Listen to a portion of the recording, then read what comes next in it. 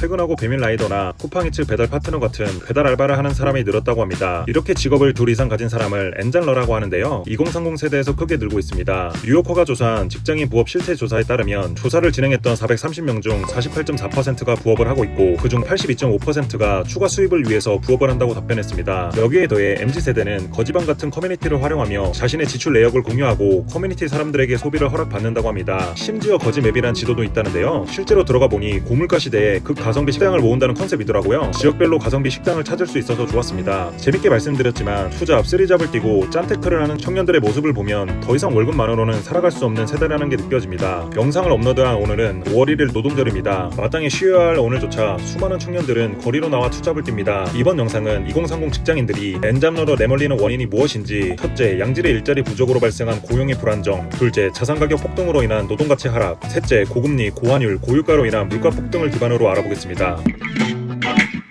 여러분, 왜 청년 세대가 투잡, 쓰리잡을 뜰까요? 바로 양질의 일자리가 부족하기 때문입니다. 양질의 일자리가 부족한 이유는 대한민국 경제 성장이 성장기에서 성숙기로 접어들었기 때문인 것도 있지만 정치적인 원인도 존재합니다. 대표적으로 문재인 정부가 추진한 극단적인 친노동 정책이 있습니다. 물론 한 번은 보수, 한 번은 진보가 정권을 잡으면서 서로 이념을 펼치는 사회는 나쁘다고 생각하진 않습니다. 하지만 이땐 좀 심했습니다. 너무 좌편향되었습니다. 최저임금 인상 정책을 예로 들어보겠습니다. 당시 문재인 대통령은 노동자의 소득을 끌어올리겠다며 최저임금을 전년 대비 무려 16.4% 인상했고 이듬해인 2019년에도 10.9%를 연달아 폭등시켰습니다. 시장 경제 체제를 무시한 정부의 경제 정책은 자영업자와 영세 중소기업 사장들이 감당할 수 없는 인건비 폭탄을 초화했습니다. 그리고 이 최저임금 폭등은 곧바로 쪼개기 알바라는 기형적인 노동 형태를 탄생시켰습니다. 몇몇 분들은 쪼개기 알바를 만든 자영업자들을 욕할 수 있습니다. 하지만 사장님 입장에선 이해가 됩니다. 최저임금이 폭등한 상황에서 20%에 달하는 주휴수당도 직원들에게 지급해야 하니 견딜 수 없었던 것입니다. 그때부터 자영업자들은 생존을 위해 풀타임 직원을 해고하고 그 자리를 파트타임 알바로 바꾸기 시작했습니다. 풀타임 직원에게 높아진 월급과 주휴수당을 주는 것보다 주 14시간 이하로 일하는 파트타임을 돌려쓰는 게 이득이기 때문입니다. 결국 최저임금 폭등 때문에 여러 명의 단기 근로자를 돌려쓰는 쪼개기 알바 방식이 노동시장의 새로운 표준이 되어버린 것입니다. 이런 변화는 알바생 입장에서도 치명적이었습니다. 과거에는 한 직장에서 하루 8시간씩 주 5일을 일하면 생활비를 충당할 수 있었지만 이제는 쪼개기 알바의 확산 때문에 힘든 시간에만 일하고 쫓겨나는 신세로 전락한 것입니다. 한 달치 월급을 벌기 위해서는 하루에 두세 곳의 직장을 뛰어다니면서 출퇴근해야만 살아남을 수 있게 바뀌어버린 것이죠. 어쩌면 이때부터 엔잡러라는 단어가 나오지 않았을까 생각해봅니다. 또한 문재인 정부는 대기업을 적폐로 생각하고 계속 공격했습니다. 공정경제라는 명분 하에 규제 입법 건수만 임기 동안 3,900여 건을 넘겼습니다. 이로 인해 기업 활동은 위축되었고 이는 자연스럽게 취업률 감소로 이어졌습니다. 정부는 이러한 정책 실패를 가리기 위해 국민 세금을 투입하여 이른바 눈먼 일자리를 대거 양산했습니다. 대표적으로 공공부문 일자리 81만 개 창출이 있습니다. 이게 진짜 말도 안 되는 게 빈 강의실 불 끄기, 전통시장 화재 감시, 길거리 잡초 뽑기, 교통량 조사 요원 등 몇 달 만에 계약이 종료되는 소일거리들을 마치 정규직 일자리 마냥 취업에 넣었습니다. 그렇게 취업률을 눈속임한 것이죠. 청년들이 진정 원했던 것은 자신의 직무 역량을 개발하고 장기적인 미래를 설계할 수 있는 안정적인 정규직 일자리였습니다. 하지만 정부는 보여주기식 일자리를 창출하며 임기를 마무리했습니다. 더욱 치명적인 문제는 채용의 공정성이 무너진 것입니다. 양질의 일자리가 부족해지자 수백만 명의 청년 구직자들은 공무원, 경찰, 소방원이 되기 위해 몰려들었습니다. 이때 문재인 정부는 능력주의와 객관적 평가라는 보편적인 채용 기준을 무시하고 편향된 여성 우대 정책을 강행하며 남녀 갈등을 유발했습니다. 대표적인 사례가 바로 여경비율 인상 정책입니다. 경찰은 현장에서 흉악 범죄를 진압하고 국민의 생명과 안전을 지켜야 합니다. 이를 위해서는 강력한 피지컬과 치안 대응 능력이 최우선으로 검증되어야 하는 특수한 직무입니다. 그럼에도 불구하고 문재인 정부는 2022년까지 여경 비율을 15%로 할당하겠다는 목표를 세우고 무리하게 밀어붙였습니다. 그렇게 15%를 맞추기 위해 기회의 평등을 무너뜨렸습니다. 아니, 경찰은 범죄자를 잡고 시민의 안전을 지켜야 하는데 여자는 육체가 약하다는 이유로 남녀의 체력 검정 기준을 비상식적인 수준으로 다르게 적용했습니다. 아니, 민주주의의 대표인 미국도 경찰과 소방관이 되려면 남녀 똑같이 체력 검정 시험을 보는데 대한민국은 기준에 차이를 두었습니다. 이렇게 문재인 정부는 결과의 평등을 맞추기 위해 인위적으로 공정성을 훼손했습니다. 혹시 오해할까봐 말씀드리는데 저는 여성 할당이 필요한 자리도 있다고 생각합니다. 대표적으로 정치계가 있겠죠. 하지만 국민의 목숨과 직결된 경찰과 소방관이란 직업에는 이런 할당제가 없어야 된다고 생각합니다. 요약하자면 문재인 정권의 과도한 친노동 정책으로 기업은 과도한 규제와 인건비 폭탄을 맞았고 결국 채용문을 닫은 것입니다. 또한 청년들이 진입할 수 있는 있는 아르바이트마저 주위 수당을 피하기 위한 쪼개기 일자리로 대체되었습니다. 그리고 최후의 보류였던 공공부문 채용마저 세금 낭비형 가짜 일자리 양상과 불공정한 할당대로 바뀌며 공정성이 상실되었습니다. 이것이 바로 2030 직장인들이 엔잡러의 삶을 선택할 수밖에 없는 첫 번째 이유입니다. 그렇다면 두 번째 이유는 무엇일까요? 바로 자산가격 폭등으로 인한 노동가치 하락 때문입니다. 과거 우리 부모님, 아니 이명박근혜 시절만 하더라도 성실하게 월급을 저축하면 서울에서 내 집 마련이 가능했습니다. 그리고 중소기업을 다니는 청년들도 처음엔 전세로 살다가 작은 아파트를 매매할 수 있는 기회가 있었습니다. 즉 근로소득만으로 서울에 있는 아파트를 살 수 있는 계층 사다리가 존재했습니다. 하지만 문재인 정부 시절 부동산 규제 정책으로 인해 아파트 가격은 폭등했고 청년들의 유일한 계층 사다리는 끊어졌습니다. 당시 정부는 부동산 가격을 잡겠다며 28번의 부동산 대책을 쏟아냈고 집값은 규제 정책이 발표될 때마다 상승했습니다. 이는 진보 정권 땐 집값이 오른다는 공식을 확인하는 대표 사례가 되었습니다. 그도 그럴 것이 당시 부동산 대책들은 시장의 수요와 공급 원리를 철저히 무시한 채 다주택자에 대한 징벌적 세금 부과, 재건축 및 재개발 규제, 그리고 대출 규제 등 철저한 규제 정책 중심으로 진행되었습니다. 결과는 참혹했습니다. 규제 정책은 오히려 시장에 매물이 나오지 못하게 막는 매물 잠긴 현상을 초래했고 임대차 3법의 무리한 통과로 전세 가격마저 폭등하면서 직장 하나로 먹고 살기가 더 힘들어졌습니다. 심지어 저금리 정책으로 금리까지 떨어뜨리니 화폐 가치는 떨어지고 부동산 가격은 더욱 폭등했습니다. 덕분에 청년들은 벼락거지가 되었습니다. 에이, 아닐 거라고요? 실제 데이터로 설명드리겠습니다. 문재인식 부동산 정책 때문에 서울과 수도권 아파트 가격은 대한민국 역사상 유례를 찾을 수 없는 수준으로 폭등했습니다. KB국민은행 주택가격 동향 통계에 따르면 2017년 6억 원대 수준이었던 서울 아파트 중위매매 가격은 불과 5년 만에 12억을 돌파하며 정확히 2배 이상 수직 상승했습니다. 여기서 핵심은 서민의 편이라던 진보 정권 때마다 집값이 폭등해서 서민들이 더 살기 어려워졌다는 것입니다. 예를 들어 노무현 정권 땐 서울 아파트 가격이 2.3억 상승했고 문재인 정권 땐 6.8억 상승했습니다. 반면 이명박 정부 땐 오히려 마이너스 0.5억 하락, 박근혜 정부 땐 1억 상승으로 부동산의 안정기였습니다. 그리고 문재인 정권 땐 말이 12억이지 현실에 대입해보면 더 처참합니다. 예를 들어 월급이 세후 300만 원인 직장인이 필수적인 생활비를 아껴